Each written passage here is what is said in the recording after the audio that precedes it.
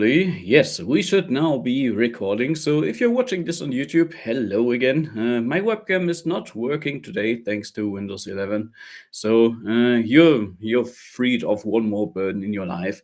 But we're still going to do the what's new in Adobe Analytics section of our Adobe Analytics user group meeting. So if you're just watching the recording of this, make sure to join us live next time so you get the news and the new features right as they are released.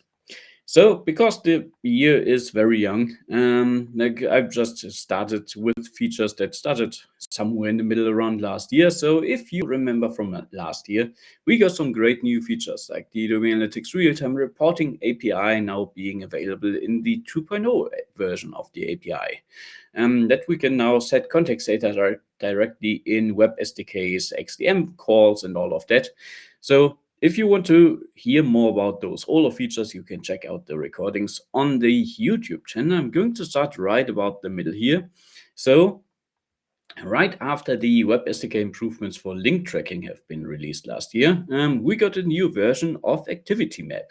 So there's now a V3 version of Activity Map available for you to be downloaded because Chrome just updates the requirements for browser extensions all the time. So Adobe needs to keep up with those. As far as I can tell, not much changed feature-wise, but yeah, it's now there as well. There's now even more features, or more information, I should say, available in the used in columns in calculated metrics and the segment measures. So now you can also see that report builder for the new report builder, which is going to be on one of the next slides I see. So even if segments and calculated metrics are used in report builder, you can now see the usage in your list of segments and calculated metrics, which is great. Some more XDM fields are now automatically mapped. So for example, if you have some environment information that now gets pulled automatically into context data variables, which can be very handy if you're using that. So that's cool to have. There is new information available about request factors in Analysis Workspace Performance. So that's the Help tab. So if people are having issues with their Analysis Workspace Performance, which is, I might say, a common occurrence among many users, especially if you build larger workspaces. So there's now some more information available to help you debug this and help your users build more performant workspace projects. And then big news also, and that was hinting at before, is the new report builder that Customer Journey Analytics has gotten, I think, right from the start, not right from the start as the Pro was released, but like was the only report builder that CJA ever got. And that one is now available for Adobe Analytics as well. It is based on the 2.0 API, so it is much faster. And you can also see, like, since a couple of months later, it now also supports scheduling. So when it was released, it didn't have that, which was surprising to many users. And there's still a lot of work going into Report Builder. There's still a couple of bugs in terms of being locked out, not being able to edit your existing requests and all that. So make sure to at least have a look today. Check out if that is something that might be of use to you, and don't be too frustrated because Adobe is still working very heavily on ironing out those nasty bugs. There is now also a way to do a JSON export of your current Adobe Analytics implementation to make it easier to migrate to Web SDK. So that's a feature that is available in the tool that I'm going to continue to call launch, and that is now available for you as well. It's a very technical. I haven't seen much usage of it yet, but maybe there will be at some point.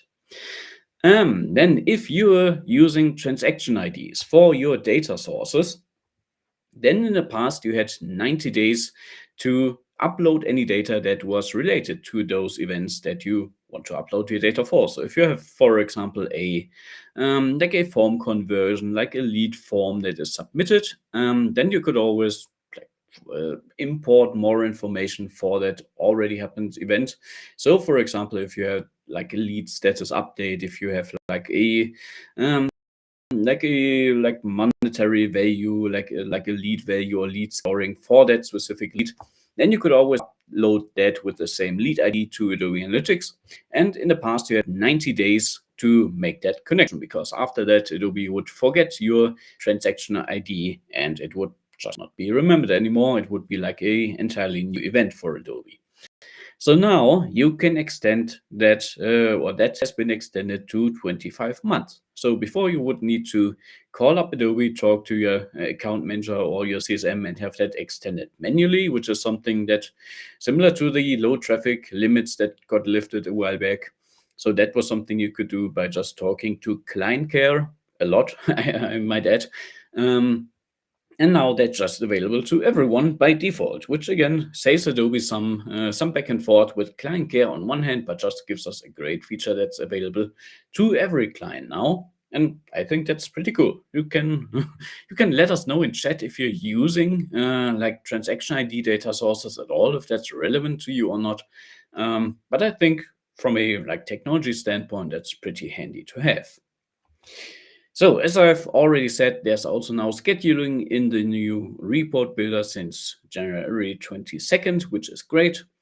And then, sorry for laughing about this, but like towards the end of January, we got one more update, which was improvements to reports. And Adobe in the release notes is saying also known as templates in Analysis Workspace. So previously in Adobe Analytics version of Analysis Workspace, you had templates to create new projects by, and like once you opened the create new project overlay, it would show those templates there and it would give you a template to start with if you have created those in the past. Then at some point, Adobe, just in their wisdom, decided to rename templates to reports, which nobody understood and nobody could really work with. And they moved it to like weird places that nobody found anymore. So that was very weird. And now they announced that they made an improvement to that by naming it templates again, which it was named in the beginning. And now it's in a different place. And now it has a fancy tile view and a list view, which is something. So they made improvements to that, they say, by moving it to a different place, because now that that place in the create new project overlay is needed for guided analysis within CJA. So Adobe Analytics naturally cannot have that for itself anymore. And now it is there again. But yeah, we had it before, but Adobe is very proud of re-releasing it, so to say. So there's also some, some more technical changes happening. So also beginning somewhere in the middle of the table here, because some people are still surprised by those rather old changes. So if you're still seeing some unexpected year-over-year changes in your ISO region, for example, so if you have like some traffic that might have come from a certain country last year and you're now doing a year-on-year comparison, then you might see that the traffic from that year looks like it changed.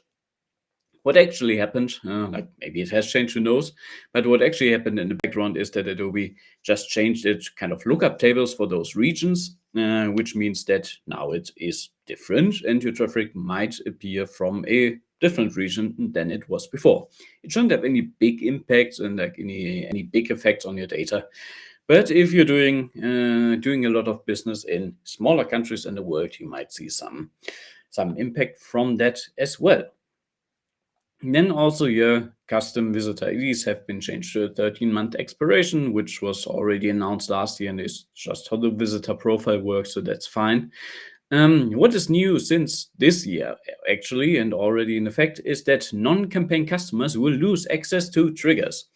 If you've never heard of triggers in Adobe Analytics, then you're probably among the 99% of people who've never heard about triggers. So that was a kind of real-time integration to call some kind of webhook-like backends as your analytics data was collected, which was cool because it was just a very neat way to call third-party systems when something was collected in Adobe Analytics in real time, which was pretty neat.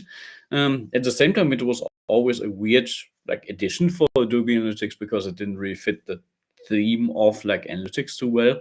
So now they moved it to some place where it makes more sense, in my personal opinion, which is campaign.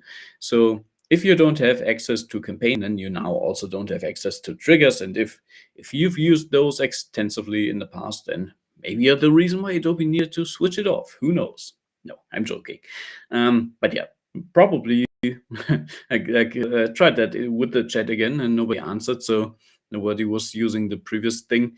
But if you've used triggers in the past, then let me know in chat. Let me know if I'm way off base with my assumption that nobody's ever heard of that.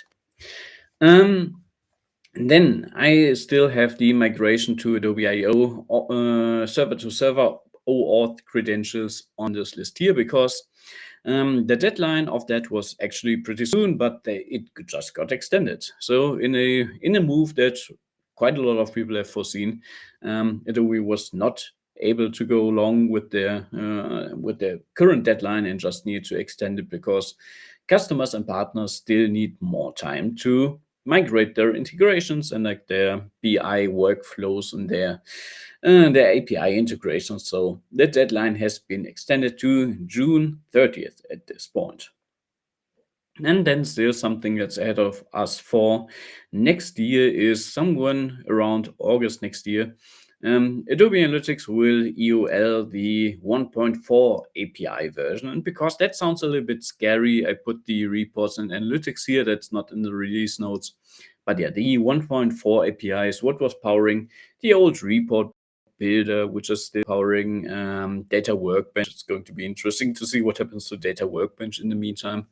But yeah, that's going to be sunset in August of next year, which is the current plan. So that's still pretty like a lot of time until then. So don't be too afraid of that. But yeah, if you're still using 1.4 API integrations, consider upgrading. There's still not everything, especially in regards to like I think the how's it called, the admin API for like managing report suites and all that. Like there's some stuff that's still not in the 1.4 version, but I would expect that Adobe is already working on getting those over so they can finally switch off the old ones, which even I say it is time for at this point. So that's all I have for the new features in Adobe Analytics. So again, if you're watching the recording of this, thank you for listening. Consider signing up for the user group so you can be there live in the next meeting, and you can join the get together and breakout rooms that are going to happen now for the people who are here live. And if you're just watching the recording, then see you in the next one and have a nice day.